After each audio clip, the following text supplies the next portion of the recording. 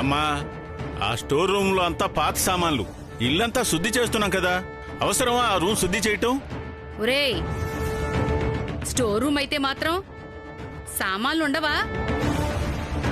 పాత సామాన్లేంటి, కొత్త సామాన్లేంటి, ఇల్లంతా శుభ్రం చెయ్యాల్సిందే.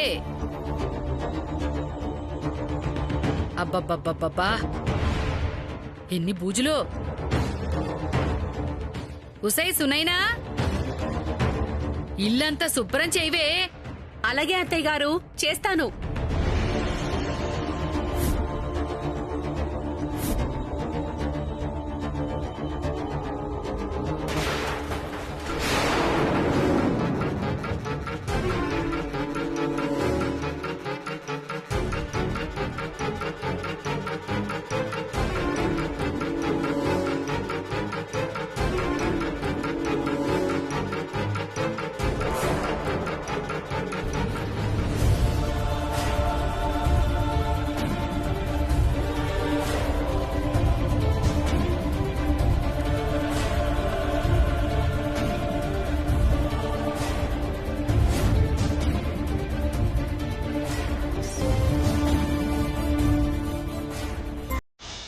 స్వామి, నా కొడుక్కి పెళ్ళై ఇన్ని సంవత్సరాలైనా కాని ఇంతవరకు నా కోడలి కడుపున ఒక కాయ కాసిందే లేదు.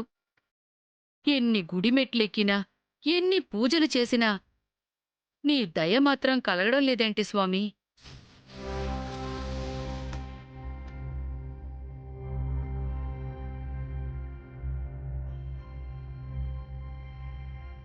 కరుణించు స్వామి, నా ఇంట్లో ఒక పసిబిడ్డ ఏడుపు వినిపించేలా చూడు స్వామి.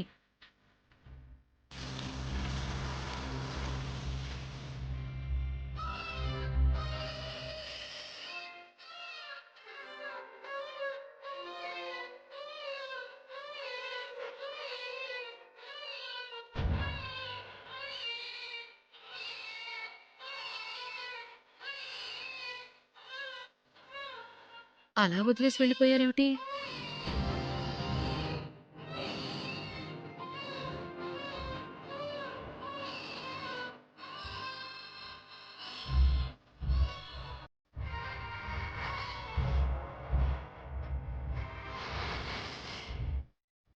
పూజారి గారు, ఎవరి పాప?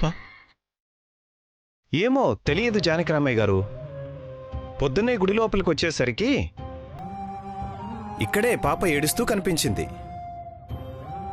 ఎవరైనా పాప కోసం వస్తారేమోనని ఎదురు చూస్తున్నా, కానీ ఎవరూ రాలేదు. తిరిగి వచ్చేవాళ్ళైతే వదిలిపోతారా పూజారి గారు? పిల్లల్ని కని భారం అనుకునేవాళ్లు అనాథ శరణాలయాల ముందు ఇలా దేవుని గుళ్ళ వదిలేసిపోతారు పూజారి గారు. అంతే ఏంటుందమ్మా. అయినా దేవుడికి మనసు లేదు. వద్దనుకునే వాళ్ళకి మాత్రం ఇదిగో ఇలా ఇచ్చేస్తూ ఉంటాడు. నా కొడుక్కి పిల్లలు కావాలని ఎంత మొక్కుకున్నా ఒక్క నలుసే ఇవ్వలేదు. ఎందుకు ఇవ్వలేదమ్మా? ఇదిగో ఇచ్చాడు కదా. ఏమంటున్నారు పూజారి గారు? అవును జానకయ్య, పిల్లలు లేని నీకోసమే దేవుడు ఈ బిడ్డని ఇలా చేర్చాడేమో.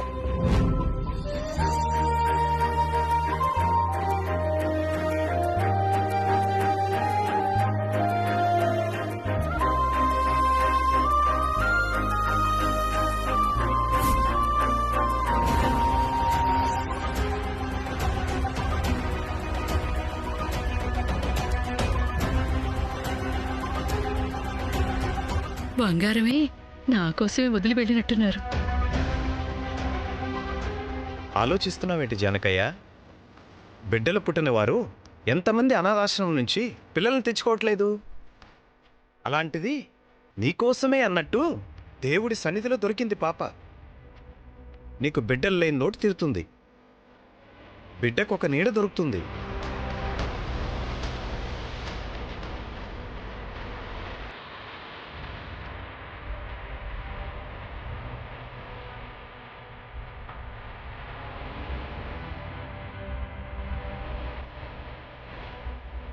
నిజమే పూజారి గారు, కానీ పాప కోసం తర్వాత ఎవరైనా వస్తే? అమ్మ చెప్పేవాళ్ళు వచ్చేటట్టయితే ఈపాటికి వచ్చేవాళ్ళు కదా. మీరు తీసుకెళ్ళండి. మాకెందుకు, తీసుకోండి. నా కొడుక్కి రేపో మావో పిల్లలు పుడతారులే. పదరా, రా. ఆగమ్మా. పాపం పసిబిడ్డ, ఎవరూ లేరు. ఇలాంటి పరిస్థితుల్లో దొరికితే పిల్లలున్నా సరే తీసుకెళ్లి పెంచుకోవటం బాధ్యత. అలాంటిది పిల్లల్ని నా కోసం ఆ దేవుడిస్తుంటే ఎలా వదిలేసి వెళ్ళగలను? అది కాదురా, నేను నువ్వు చెప్పేది ఇంకేం విను. చెప్పకమ్మా. నా అదృష్టం కొద్ది దొరికింది, నా బిడ్డే.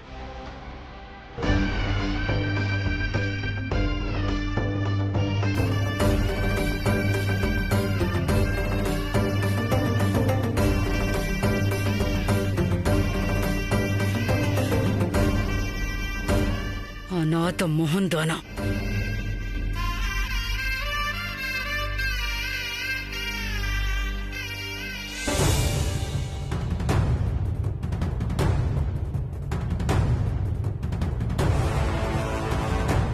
పుట్టినప్పుడే వైదేహి మెడలో ఇంత విలువైన హారం ఉంది అంటే ఖచ్చితంగా ఇదేదో గొప్పింటి బిడ్డే అయ్యుంటుంది. ఆ రోజు ఈ హారం నొక్కేసి వైదేహిని వదిలించుకుందాం అనుకుంటే నా కొడుకు శని తగిలించుకున్నట్టు తగిలించుకున్నాడు. దానివల్ల ఇదిగో ఈ నెక్లెస్ దొరకడం తప్ప ఇంకే ఉపయోగం లేదు. ఇది కూడా నా కొడుక్కి తెలియకుండా దాచాను కాబట్టి సరిపోయింది. లేదంటే ఇది ఆ వైదేహిదేనని దానికే ఇచ్చేసి ఉండేవాడు. అయినా దాని అదృష్టమేంటో తెలీదు. గొప్పింట్లో పుట్టి మధ్యింట్లో పెరిగినా చివరికి మళ్లీ గొప్పింటికి కోడలైంది.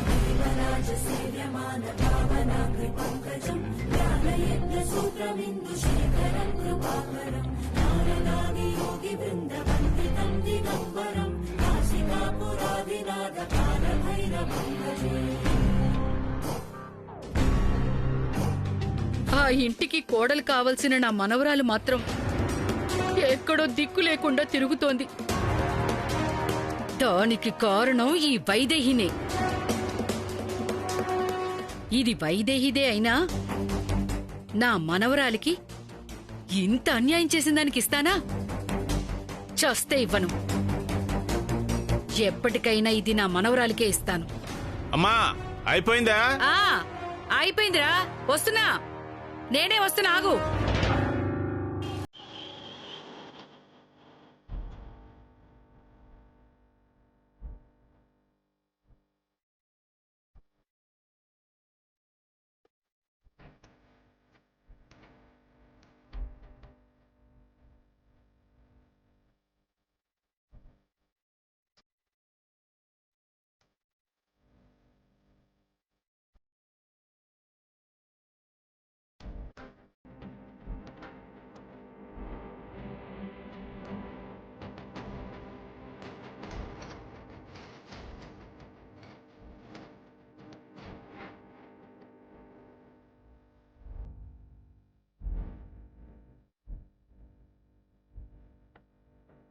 ఏం కావాలమ్మా? నమస్తే అండి. నమస్తే. నా పేరు వైదేహి. నేను దశరథ రామయ్య గారి కోడల్ని. అవునా, చెప్పండమ్మా, ఏం కావాలి? నాకు కొన్ని వివరాలు కావాలి. అవునా, రండమ్మా, కూర్చొని మాట్లాడుకుందాం. ఉమ్. పిల్లలు బయటకెళ్ళి ఆడుకోండి. రండమ్మా.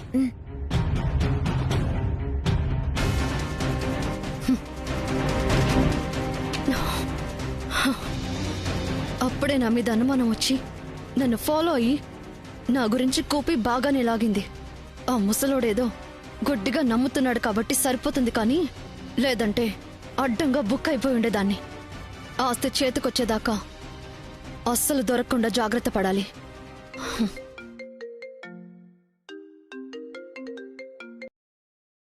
హలో. ఏమ్మా, బాగున్నావా? బాగున్నాను అంకుల్. చూడమ్మా, ఆ దశరథరామయ్య మేనగోడలి కోసం సంవత్సరాల తరబడి వెతికించాం, కానీ ఎక్కడా కనబడలేదు. సో ప్లాన్ ఏ ఫెయిల్ అయింది. ప్లాన్ బిలో భాగంగా నిన్న ప్లేస్లోకి పంపించాం. ఇది మనకి ఎంత ఇంపార్టెంటో నీకు తెలుసు కదా? తెలుసు అంకుల్. నా మనిషి ఇప్పుడే డూప్లికేట్ ఆధార్ కార్డు, ఫేక్ ఐడీలన్నీ నీకు ఇచ్చాడు కదా, ఎలాంటి అవసరం వచ్చినా సరే నా మనుషులు సిద్ధంగా ఉంటారు. అది సరే, అక్కడంతా ఓకే కదా? ఇప్పటి వరకు అంతా ఓకే. ఇప్పుడు ఈ ఆధార్ కార్డుల కోసం అతన్ని కలవడానికి గుడికొచ్చాను కదా, వైదేహికి అనుమానం వచ్చింది.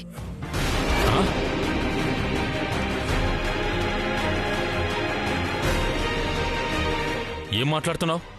అవునంకుల్, ఆ రోజు అతను సాధువు గెటప్లో ఇంటికొచ్చి వైదేహితో మాట్లాడాడు కదా, ఆ సాధువు ఈ రోజు నన్ను కలవడానికి వచ్చినవాడు ఒక్కరేనని వైదేహి గుర్తుపట్టేసింది.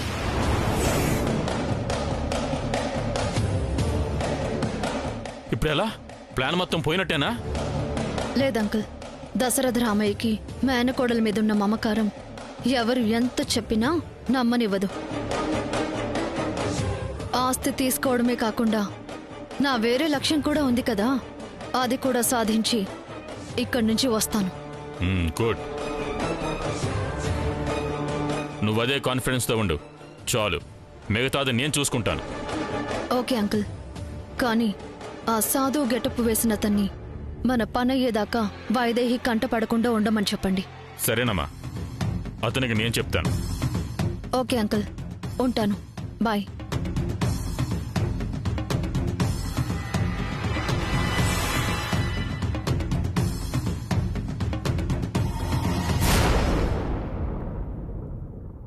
చెప్పండమ్మా, ఎవరి వివరాలు కావాలి? స్రవంతి అనే అమ్మాయి గురించి. స్రవంత? ఏ స్రవంతి? ఇక్కడే ఉండేదండి. మొన్ననే ఈ మధ్యనే బయటికొచ్చింది. ఈ మధ్యనే బయటికి వెళ్ళిందా? అసలు ఈ మధ్య ఎవరు అనాథాశ్రమం నుంచి బయటికి వెళ్ళలేదండి.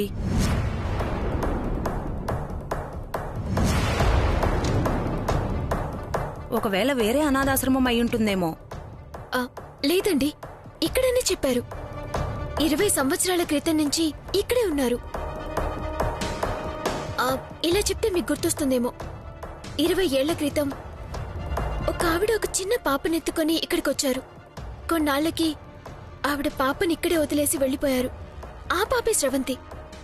లేదండి, నాకు తెలిసి అలాంటి కథలేమీ ఇక్కడ జరగలేదు. కావాలంటే రిజిస్టర్ చూడండి.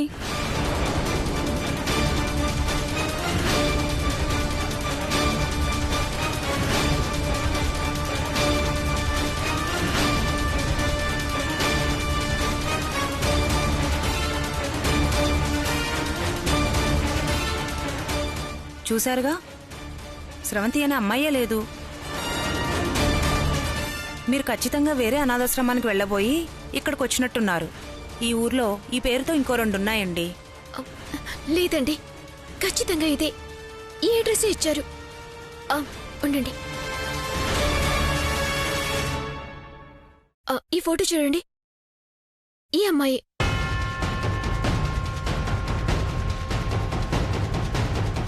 ఈ అమ్మాయా?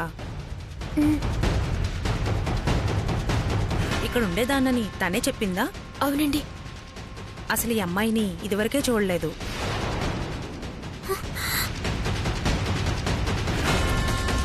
ఇలారా. చెప్పండి మేడం. చూడు, ఈ ఫోన్లో ఉన్న అమ్మాయి మన ఆశ్రమంలో ఉండేదట. నువ్వు ఎప్పుడైనా చూసావా? లేదమ్మా, ఈ అమ్మాయిని నేను ఎప్పుడూ చూడలేదు. ఈ అమ్మాయి మీతో అబద్ధమైనా చెప్పుండాలి, లేదా మీరైనా పొరపాటు పడుండాలి. సరేనండి, వెళ్తాను.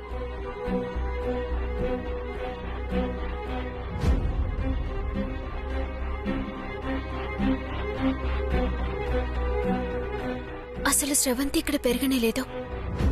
అంటే తను చెప్పిందంతా అబద్ధం. మా మావయ్య గారి మేనకోడలే కాదు, ఆయనతో పెళ్లి అస్సలు జరగలేదు. మరి మావయ్య గారి మేనకోడల్లా ఎందుకొచ్చింది? ముందు తన నిజ స్వరూపం అందరి ముందు బయట పెట్టాలి.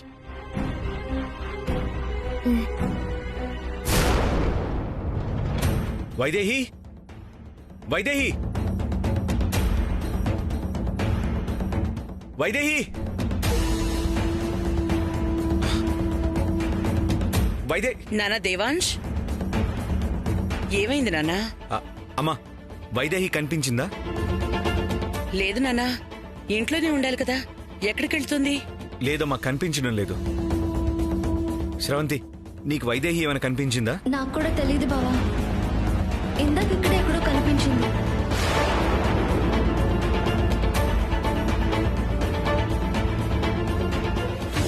గుడి దగ్గర చూసింది కదా, ఆ అనుమానంతో ఏమైనా చేస్తుందా?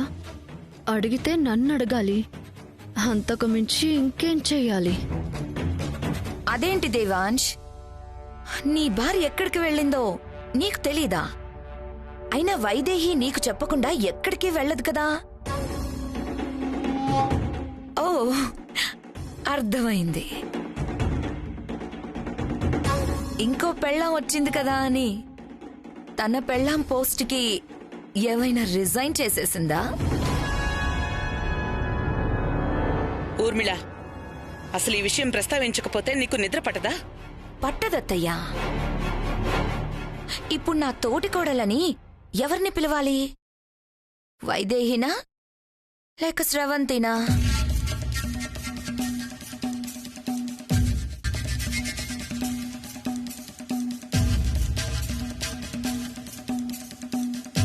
తొందరగా ఎవరినో ఒకరిని ఫిక్స్ చేసేస్తే ఏ టెన్షన్ లేకుండా ప్రశాంతంగా ఉండొచ్చు.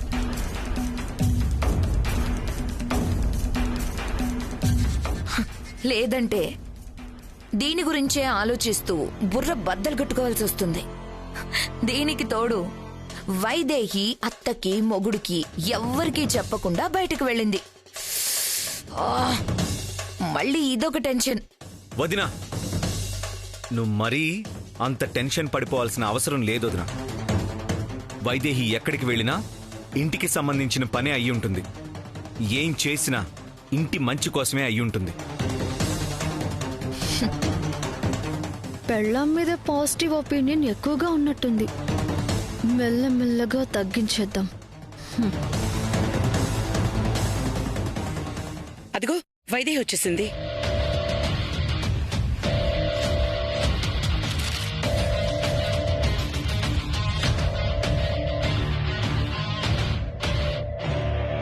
ఎక్కడికి వెళ్ళావు వైదేహి? చెప్తానండి. అందరూ ఇక్కడే ఉన్నారా? మావయ్య గారేరి? మావయ్య గారు, మావయ్య గారు!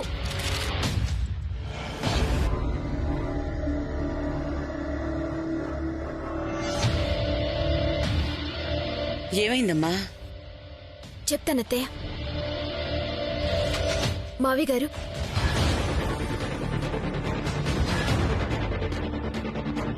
మావయ్య గారు, మా సమస్యకి ఒక పరిష్కారం చూపిస్తాను అన్నారు కదా. అవునమ్మా, ఇప్పుడు ఏమైంది?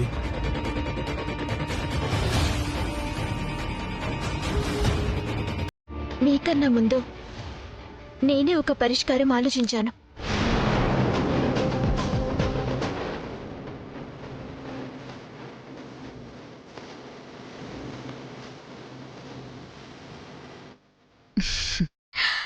నేను చెప్పాను కదా, పెళ్ళాం పోస్ట్కి రిజైన్ చేసేసింది. అదే పరిష్కారం. కంగ్రాచులేషన్స్ దేవాంశ్, ఇక నుంచి కొత్త పెళ్ళాం. అక్క, కాసేపు మాట్లాడకుండా ఉంటావా? వైదేహి, అంత మెల్లగా చెప్తే తనకు అర్థం కాదు. డైరెక్ట్గా నోరు మూసుకో అని చెప్పు, అప్పుడు మూసుకుంటుంది.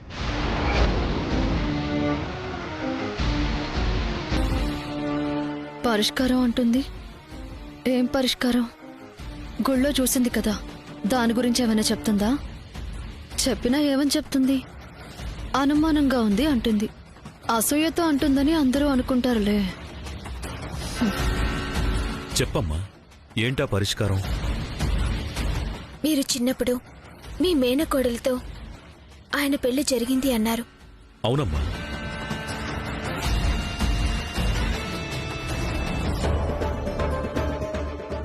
ఈ శ్రవంతి మీ మేనకోడలు కాదనుకోండి, అప్పుడు ఆయన తన మెడలో తాళి కట్టినట్టు కాదు కదా.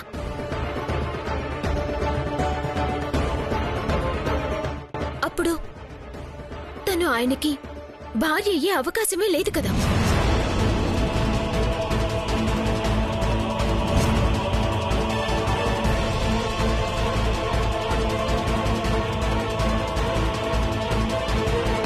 నేను మేనకోడల్ని కాదని తనకెలా తెలిసింది? ఏ ఆధారం ఉందని మాట్లాడుతుంది ఇది?